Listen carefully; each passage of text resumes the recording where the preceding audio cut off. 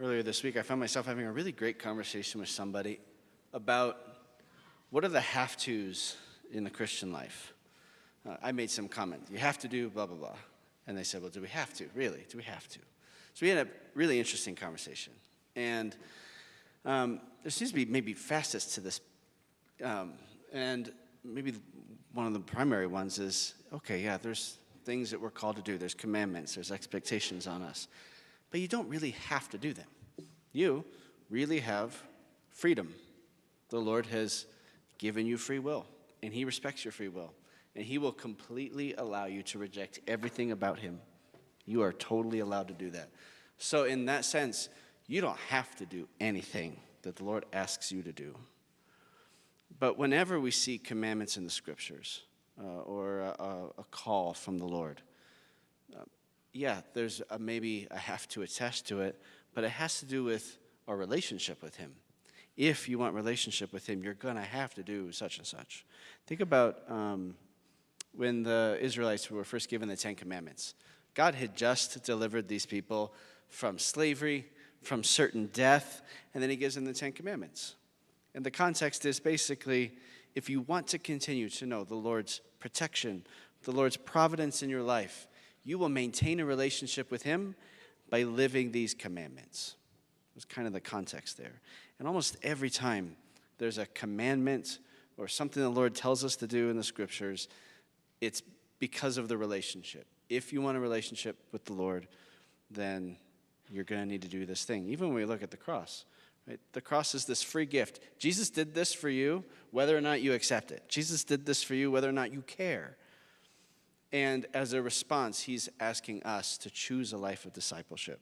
And that comes with a lot of sacrifices, and that comes with a lot of have-tos. But that's the invitation. If you want a relationship with him here, if you want to know, love him, and serve him in this life, and if you want to be with him forever in the next life, then there's going to be some strings attached, I guess you could say. In the gospel today, he says, if your hand causes you to sin, cut it off. If your foot causes you to sin, cut it off. If your eye causes you to sin, pluck it out. I don't see any of you who haven't done any of that stuff. And it's not that Jesus was exaggerating, because Jesus says, yeah, it's better for you to enter into life maimed, into eternal life, into heaven, maimed, than to go into hell with both of your hands. That is actually a very true statement. That is objectively true. It would definitely be better to go to heaven missing some body parts than to go to hell with your whole body intact. But we don't cut our hands off. We don't pluck our eyes out because those things don't cause us to sin. That's the point. Those things don't actually cause us to sin. In the Gospel of Matthew, Jesus talks about the corruption of our lives comes from within. Sin comes from without, or comes from within. And so the thing that needs to change is us, not our hand, not our eye. Your eye didn't cause you to sin. Even though your eye may have participated, it didn't cause the sin. The thing that causes the sin is deeper within, and you can't cut that out.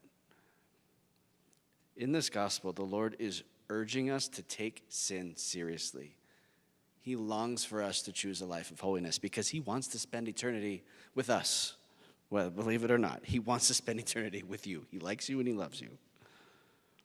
And that means he wants you to take your sin seriously. He wants you to choose a life of holiness. And that might mean that, I don't know, maybe you struggle with something the scriptures teach about the moral life or what the church teaches.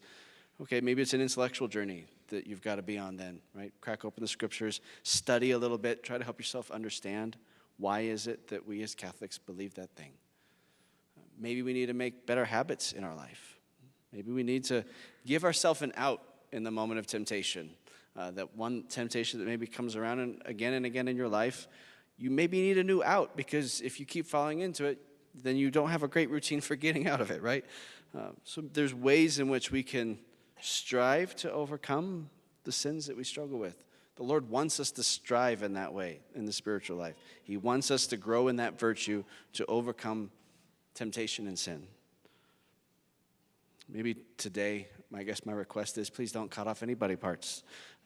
Instead, let's come before the Lord with our hearts that are broken and sinful and weak and sick. Bring to the Lord that sick and dying soul of yours and ask him to transform it.